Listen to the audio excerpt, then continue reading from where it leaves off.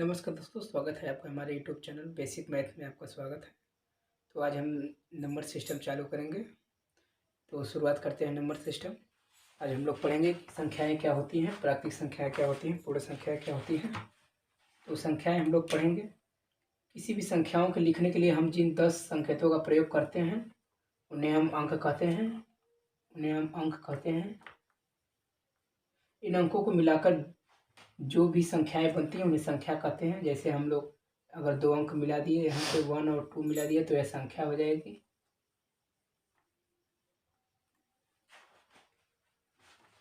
और अगर हम 2 और 3 अगर अंक मिला दिए तो एक संख्या हो जाएगी, 3 डिजिट की एक संख्या हो जाएगी। 3 डिजिट मिला दिए 3 अंक की संख्या हो जाएंगी। तो आगे चलते हैं, संख्याएं क्या होती हैं आपको हम बताते हैं। तो संख्याओं के बाद हम लोग पढ़ते हैं प्राकृतिक संख्याएं। प्राकृतिक संख्याएं वो संख्याएं होती है जो 1 से शुरू होती हैं, 1 से शुरू होकर 1 से शुरू होकर इनफाइनाइट तक जाती हैं। प्राकृतिक संख्याओं में हम शून्य को नहीं लेते हैं,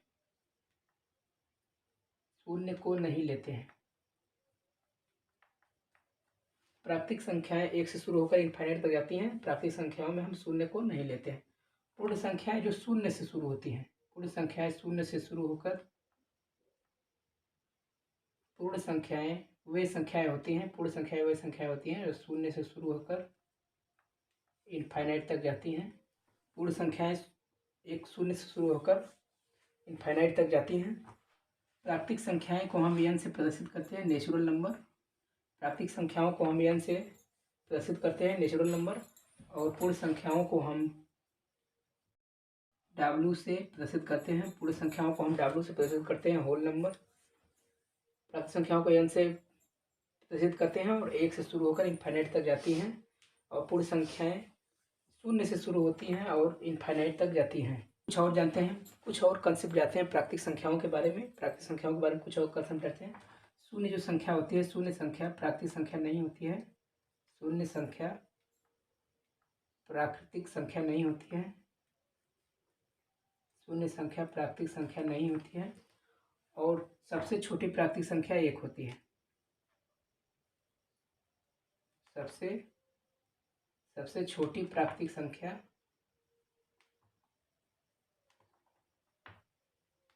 सबसे छोटी प्राकृतिक संख्या 1 होती है। सबसे छोटी प्राकृतिक संख्या 1 होती है। चलते हैं और जानते हैं कि पूर्णांक। तो आइए देखते हैं पूर्णांक संख्याएं क्या होती है। पूर्णांक संख्याएं वे संख्याएं होती हैं अगर हम प्राकृतिक संख्याओं के निगेटिव स्वरूप के साथ लेते हैं तो वे पूर्णांक संख्याएं कहलाती हैं। एग्जाम्पल के लिए हम लिखते हैं पहले पूर्ण संख्या लिखते हैं,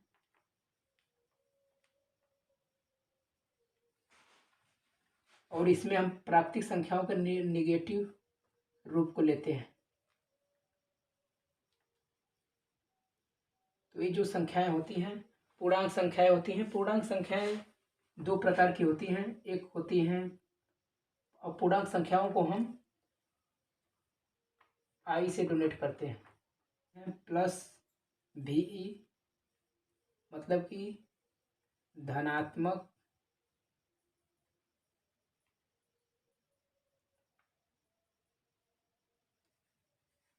प्लस भी। एक होती है प्लस भी मतलब कि धनात्मक पूर्णांक, और दूसरा होती है माइनस VA ऋणात्मक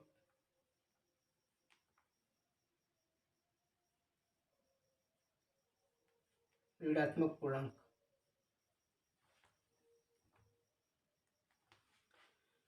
धनात्मक पूर्णांक में हो जाएगा 1 2 3, 0 से लेंगे इसको, और यहाँ पे हो जाएगा -1 -2 -3। यहाँ पे देखने वाली बात है दोस्तों कि जो शून्य होता है, शून्य न तो धनात्मक है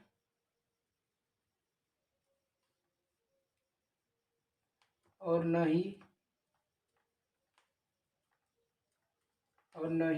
ऋणात्मक है।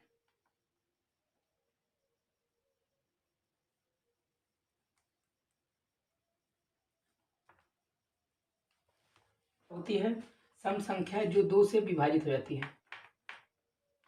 जो संख्याएं 2 से विभाजित हो जाती है, जो संख्याएं 2 से विभाजित हो जाती हैं संख्या दोस्तों, उन्हें सम संख्या कहते हैं तथा इनके लास्ट का अंक, सम संख्याओं के लास्ट का अंक सम संख्याओं के इकाई का अंक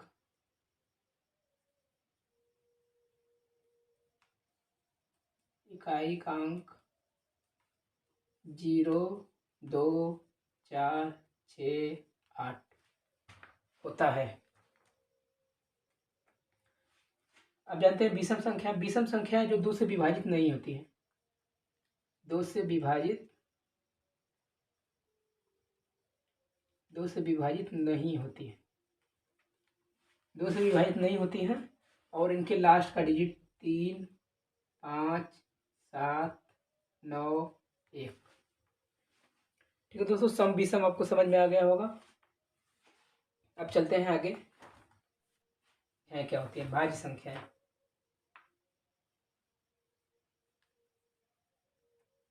क्या कहते हैं भाज्य संख्याएं? वो संख्या होती है जिनका 2 से अधिक गुणनखंड होता है। जैसे कि जैसे हो गया 9, 9 का जैसे 1 हो गया गुणनखंड, 3 हो गया गुणनखंड और स्वयं 9 हो गया। तो भाज्य संख्याएं होती हैं जिनके 2 से अधिक गुणनखंड होते हैं। जिन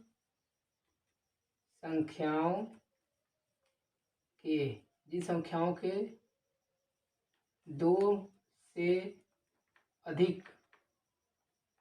2 से अधिक गुणनखंड या फैक्टर होते हैं, जिन संख्याओं के 2 से अधिक गुणनखंड या फैक्टर होते हैं, 2 से अधिक गुणनखंड या फैक्टर होते हैं, उन्हें हम भाज्य संख्याएं बोलते हैं। एग्जाम्पल के लिए हम लिख सकते हैं जैसे 4 हो गया, 9 हो गया,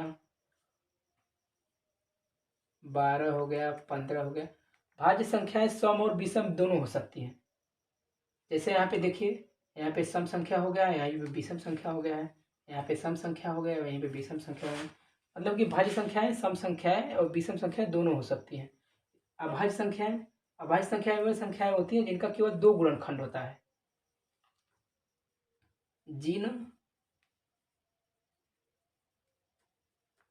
जिन संख्याओं का केवल 2 गुणनखंड,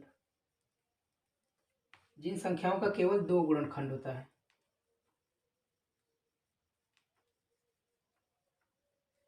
जिन संख्याओं का केवल 2 गुणनखंड होता है। इसका एग्जाम्पल हम देखते हैं। एग्जाम्पल हो गया 2, 5, 7, 11, 13। अभाज्य संख्याएं जो होती हैं ये हमेशा विषम संख्याएं होती है, ऑड नंबर होता है। और एक भाज्य संख्या जो होती है इवन नंबर होता है। इवन और इसका इवन और ऑड दोनों हो सकता है। और अभाज्य संख्याएं जो होती हैं ये सिर्फ ऑड संख्याएं होती हैं, ये हमेशा विषम होती हैं। और जो भाज्य संख्याएं होती हैं ये सम प्लस इवन प्लस ऑड दोनों हो सकती है। ये यहाँ तक समझ में आ गया हो दोस्तों। अब चलते हैं आगे चलते हैं और जानते हैं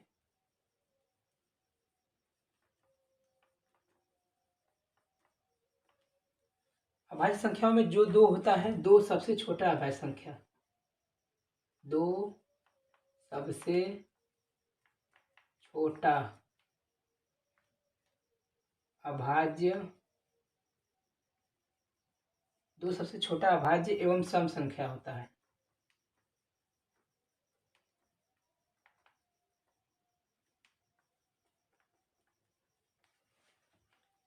दोस्तों जो 2 होता है ना वो सबसे छोटा, और जो 2 होता है जो सबसे छोटा अभाज्य एवं सम संख्या दोनों होता है।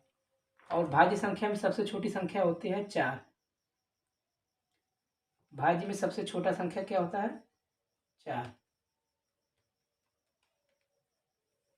भाज्य संख्या में सबसे छोटा संख्या 4 होता है। अभाज्य संख्या में 2 सबसे छोटा एवं सम संख्या भी होता है। और जो 1 होता है दोस्तों, एक न तो अभाज्य है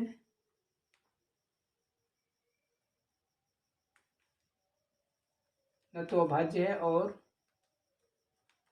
न ही भाज्य। एक जो होता है न तो अभाज्य संख्या और न ही भाज्य संख्या, एक विषम संख्या होता है।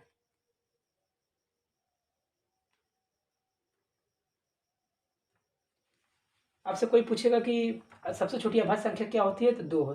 सबसे छोटी सबसे छोटी संख्या जो होती है 2 अभाज्य संख्या होती है। सबसे छोटा भाज्य संख्या क्या होता है, 4 होता है। लेकिन एक जो है न तो अभाज्य संख्या है न तो भाज्य संख्या है। तो यहाँ तक आपको समझ में आ गया होगा। ठीक है, आगे चलते हैं और कुछ हम लोग और डिस्कस करते हैं। दोस्तों आगे चलते हैं और देखते हैं सअभाज्य संख्या क्या होती है। सअभाज्य संख्या उन संख्याओं को कहते हैं जो दो संख्याएं जिनका जो एक दूसरे के टेबल में नहीं आती हैं और जिनका कॉमन फैक्टर एक होता है, एक के अलावा और कोई नहीं होता है, उन्हें सअभाज्य संख्याएं कहते हैं। जैसे हम यहाँ पे लिख देते हैं एग्जाम्पल के थ्रू। एग्जाम्पल हमने लिख दिया 5 और 9। 5 और 9 जो है इनका जो उभयनिष्ठ गुणनखंड है या कॉमन फैक्टर है, इनका कॉमन फैक्टर जो है, इनका कॉमन फैक्टर 1 है। एक के सिवा और कोई संख्या से नहीं कटेंगे दोनों संख्या, या एक दूसरे के टेबल में नहीं आएंगे, तो इन्हें सअभाज्य संख्या कहते हैं। सअभाज्य संख्या में ध्यान देने वाली बात है दोस्तों, सअभाज्य संख्या में ध्यान देने वाली बात है कि इसमें सअभाज्य संख्याओं का जो होता है वो 2 से अधिक भी हो सकते हैं। जैसे यहाँ पे 5 लिख दिए, हम 9 लिख दिए, और यहाँ पे एक और संख्या 13। 3 संख्याएं भी हो सकती हैं। 3 से अधिक भी संख्याएं होती हैं, उन्हें सअभाज्य संख्या उन्हें कहते हैं जिनके केवल एक गुणनखंड हो और वे एक दूसरे के टेबल में न आए। या एक और इसका जानने का फार्मूला है यहाँ पे कि इनका मसा 1 होना चाहिए, HCF। सअभाज्य संख्याओं का HCF 1 होता है। जिन संख्याओं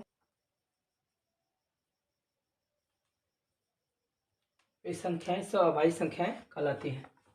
तो यहाँ तक आपको दोस्तों समझ में आ गया। अब चलते हैं आगे, परिमेय संख्याएं क्या होती है पढ़ते हैं। परिमेय संख्याएं, इसको हम इरेज कर देते हैं। तो आइए देखते हैं परिमेय संख्याएं।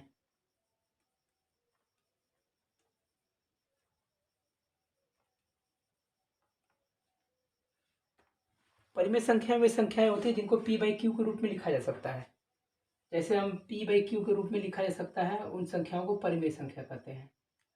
जैसे यहाँ पे हम लिख दिए, यहाँ पे 4, 3/5, 7/8, 2, 1, ये सब क्या है, परिमेय संख्या है। यहाँ पे ध्यान देने वाली बात दोस्तों यह है, नोट में हम लिख सकते हैं कि पाई एक परिमेय संख्या नहीं होती है।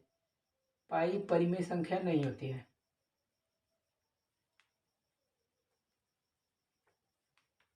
क्योंकि पाई के अभिन्न मान होंगे। अगर हम पाई का मान निकालना चाहेंगे तो वो कभी खत्म नहीं होगा। इसका 3.14 होता है, इसके बाद भी ये बढ़ता रहेगा और ये कभी खत्म नहीं होगा, इसलिए पाई एक परिमेय संख्या नहीं है।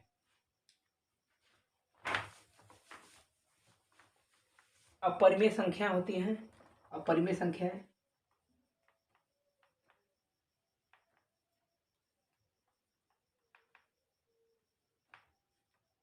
अपरिमेय संख्याएं होती हैं जिनको P/Q के रूप में नहीं लिखा जा सकता है। P/Q के रूप में नहीं लिखा जा सकता है। तो जैसे उसमें क्या हो जाएगा, इसका एग्जाम्पल हो जाएगा, जैसे करड़ी में 2, करड़ी में 7, करड़ी में 3, करड़ी में 13, करड़ी में 11। ठीक है दोस्तों, यहाँ तक आपको समझ में आ गया होगा। और इसका एक और उदाहरण है पाई। पाई अपरिमेय संख्या है।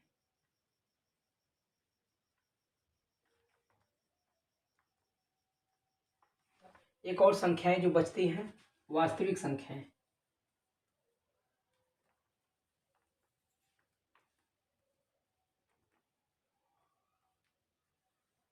वास्तविक संख्याएं वो संख्या, परिमेय और अपरिमेय दोनों संख्याओं को मिलाकर जो संख्याएं बनती हैं उन्हें वास्तविक संख्याएं कहते हैं। परिमेय प्लस अपरिमेय, परिमेय और अपरिमेय दोनों संख्याओं को मिलकर जो संख्या बनती है उन्हें वास्तविक संख्या कहते हैं, रियल नंबर।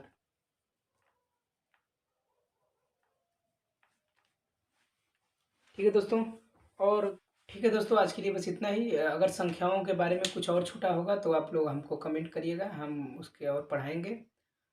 और वीडियो अच्छा लगा होगा तो सर लाइक और सब्सक्राइब करिएगा।